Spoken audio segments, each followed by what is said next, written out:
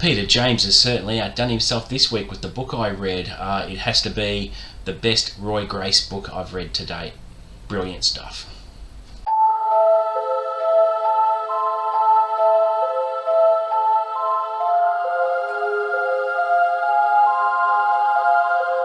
What's up guys, welcome back to the channel. Today I'll be doing my weekly update. So what did I get up to this week? I only read one book, but it was great. I read Want You Dead by Peter James, book number 10 in the hugely successful Roy Grace detective series. I couldn't put it down. It didn't take me long, 3 or 4 days, but it was the best one yet that I think Peter James has written. Now, I haven't completed the series yet. I've got about 7 more books to go, but it's certainly the best one I've read to date. So let's start with a bit of a review about the book. So what's it about? So this time it involves a young lady called Red Westerfield. She is starting a new career in real estate, and with an online dating agency. She puts an ad up and she meets Bryce Laurent, a handsome, charismatic, dynamic man who she instantly is infatuated with, and he with her, and starts out with a passionate love affair and appears to grow from there. She thinks she's found the one, until after a little while her parents become suspicious and look into his background and tell Red about his checkered past, and turns out he's been weaving all these lies, and too late that Red discovers his true nature. And when things rise to a head, when he has violent outbursts against her, she thinks, well, what has she done? And after throwing him out, she thinks it's over, but certainly Bryce Laurent isn't seeing it that way. So what starts is a vendetta against her. Not directly at first, but she terrorizes everyone around her and stalks her, and leaves little clues to his presence, and really toys with her psychologically. And ultimately his goal is to eventually abduct her and torture her and eventually kill her. So the things you do for love, right? It was brilliant in the fact that a lot went on. There was just when you think that Bryce might have got caught, he evades Roy Grace and his team at every turn, and everyone's scratching their heads, and red herrings are thrown everywhere, and misdirection, and Bryce Laurent turns out he's an expert in pyrotechnics, and he's also an expert in as an escapist, like Harry Houdini, and he's good with magic tricks, and he uses these skills to his advantage in his quest for terrorizing and ultimately attempting to kill Red. So you can imagine how a narcissist operates.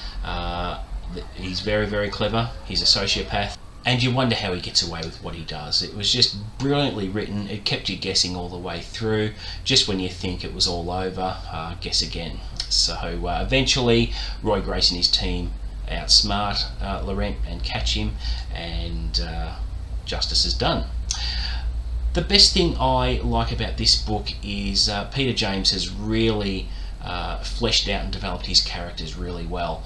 For example, there's one detective on his team, Norman Potting. He's a slobbish bloke. He dresses shabbily, but even though he's a good detective, he's a wisecracking smartass. He cracks jokes at every briefing that the team has, and you find him obnoxious, and some of his teammates find him obnoxious in the earlier books. In this book we see a different side to Norman Potting that changes your impression on him. So he goes from being a slob to clearing up his appearance a little bit, and becoming a little bit more appealing, because he's actually dating one of his co-workers in the investigative team, Balamoy. And events happen in the book that come to a head where he is struck with a personal tragedy and he goes to pieces, and yeah, he's grieving, and Roy's grieving, Roy Grace is grieving as well. Really touching scenes there, and you see Norman Potting in a whole new light.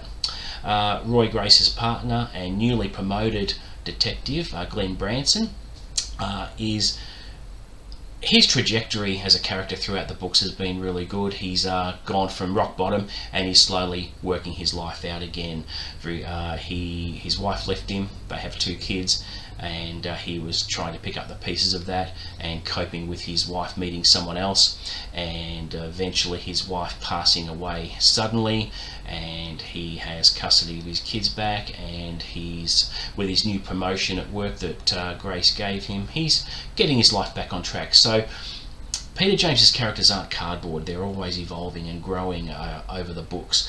Roy Grace himself, we've watched him go from a single bloke who his wife walked out on him or disappeared 10 years ago, and he struggled with that for a number of years before meeting and falling in love with Cleo Morey. And over the course of the books, their relationship has grown, they've been engaged, they got married, they've got a 4-month-old son, and life is good for Roy Grace at the moment. So there's always something happening with the characters. The other thing I really liked about this book is throughout a few of the books there's been a subtle subplot where Roy Grace's past comes back to haunt him. Not directly, but we see little scenes of Sandy, his wife that disappeared, in the shadows. Not directly interacting with Roy Grace, but we see what she's feeling and why she ran out on him, and you get little revelations as the books go on. I think the biggest thing in this book is she had a bit more of a longer appearance. Roy Grace, in order to marry Chloe, had to declare Sandy legally dead after 10 years of not being able to find her, and the paperwork for that goes through, and he gets married at the altar, but we find Sandy there in the background watching, almost saying, no, this marriage can't take place because I'm married to him. But she ends up not doing that. She runs from the church, and I was quite happy about that because I didn't want Roy Grace's life turned upside down with that sort of scandal.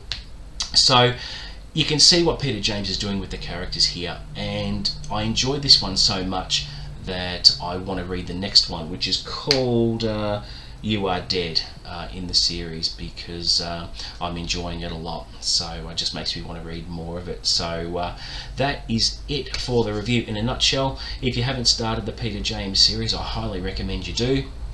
And it's a great series. It's based in Brighton Hove. It's written very well. The locations are real, and the information is accurate, and always a really interesting crime happening in each of the books. So yeah, I'm looking forward to reading more of them. Alright, so let's get into my TBR for May. Now, it's going to be a little bit different. It's going to be a mixed TBR. The main TBR is going to be based on the project I'm participating in with a wide variety of different hosts, with a project created by the Bookish Bryants. If you haven't had a look at their channel, check it out. They're really good, and there's also quite a number of channels that are participating in this. Now, for the benefit of my new subscribers, thank you, by the way, I'll give a rundown on what it's about and just recap on my picks for what I'm reading for May as part of the project. So what we do is a range of hosts come together and we pick out 4 works of fiction in the horror genre. We choose 4 subgenres, and we read a short work of fiction under 250 pages on a based theme each week. So for example, week 1 is supernatural creatures horror. For that, I have chosen The Rats by James Herbert. I haven't read The Rats in years, and I don't remember much of it at all, to be honest, and it is a good pick. I'm really looking forward to it. It's pretty short. It's a bit over 200 pages, so I should rip through it in no time, but haven't read James Herbert at all really in years, and I'm looking forward to going back and revisiting his work. So that'll be week 1. Week 2 is about Gothic horror, and for that one I've chosen an Australian author, Darcy, and I'll be doing The Haunting of Rookwood House, which is another fairly short book, but I like a scary tale about haunted houses, and this is certainly going to fit the bill for that theme, so looking forward to that one. Week 3, I've chosen Agents of Dreamland. Week 3 is about cosmic horror, Don't know much about the book, but it's something I haven't read before in this subgenre, so I'm looking forward to stepping out of my comfort zone a little bit with that. And for week 4, which I'm really looking forward to, is Thinner by Richard Bachman, or aka Stephen King, which is comes under the banner of folk horror. So you can't get much more folk horror than Gypsy Curse, can you? So it's been quite a number of years since I've read Thinner. It's nice and short, and really looking forward to revisiting that. So what I'll be doing is every week, about midweek, I'll be putting up my reviews for what I've read, and you'll also find all the videos from all the other hosts available and listed on the Bookish Brian's channel, so be sure to check that out. So there'll be 2 videos going up every week, so we'll have the Horror Mayhem reviews and the weekly updates and anything else that I feel like sprinkling in. So that covers the Horror Mayhem books. As to what else I'm going to be squeezing in, at the behest of my son, who's been pestering me for a little while now to read the Harry Potter books, I'm going to start the Harry Potter series. So I'm going to be reading Harry Potter and the Philosopher's Stone with my beautiful red edition here with the red sprayed edges, and it's actually the Gryffindor version, 20th anniversary edition, so I'm looking forward to picking that up. I'm also going to be reading, finally, A Darkness at Sethanon by Mr. Feist. I finished the first 2 books last year, and technically 3 books because the Magician was split into 2 parts originally, but I read the bind-up of both books last year. So I'm going to close out the series with this one, Darkness at Sethanon, and I have been putting it off, and I just want to finish it because I do want to look at the next trilogy of his work. I'm not sure if I'm going to be reading the Raymond Feist and Janny Wirtz collaboration Empire series. Not sure about that. I think I want to go straight back into the Krondor universe and pick that up, so looking forward to that. And if I've got time, I'm going to squeeze in You Are Dead by Peter James, book 11 of the Roy Gray series, so really looking forward to that. So if I get through all those books, I'll be doing well for the month of May. It's going to be pretty busy, but I am really looking forward to sharing my thoughts and impressions on my picks for Horror Mayhem, so watch out for the videos. I will be putting those up probably on a Wednesday night, and of course my weekly updates will be on the weekend of each week. So what else have I been up to this week? What have I been watching? I have been continuing my Marvel Cinematic Universe rewatch. There's a few of the movies I haven't seen, but I wanted to rewatch what I had seen and watch all the ones I haven't.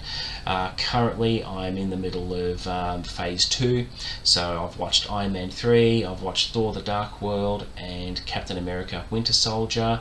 I think I've got Guardians of the Galaxy and Avengers Age of Ultron to go before I move on to phase 3, which I'm really looking forward to. But yeah, really enjoying the Marvel Cinematic Universe. They're great movies. My favourite is Endgame, which I'm looking forward to eventually watching that again. What am I going to be watching? Now this is a little bit in the future, but it's not far away. It's just around the corner.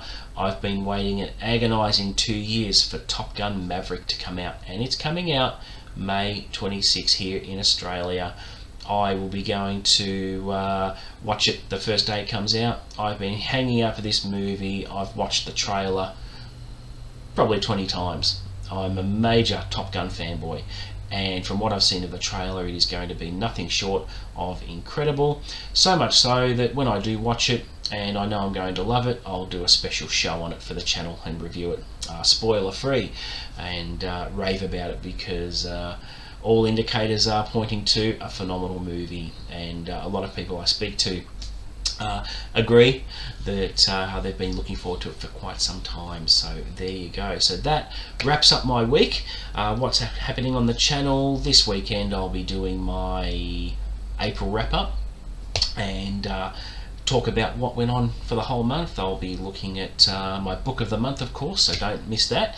I have picked one out, so it's going to be very interesting. Probably not what you think, and really excited for that, and overall just excited for May. So As always, please don't forget to like and subscribe, offer any comments below, and I'll always respond to those. And until next time, guys, see you later.